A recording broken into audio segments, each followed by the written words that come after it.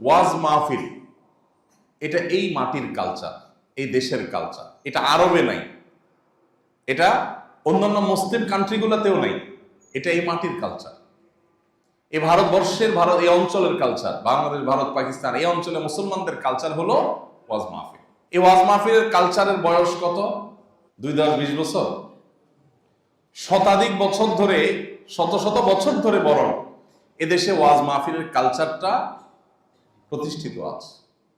কিন্তু আমাদের মিডিয়াগুলোতে, television channel, পত্রপত্রিকাগুলোতে আপনি বাংলাদেশের মাটি এবং মানুষের এই সংস্কৃতি নিয়ে তেমন কোনো নিউজ রিপোর্ট, পজিটিভ উপস্থাপন আপনি দেখতে পাবেন না, নেগেটিভটা পাবেন।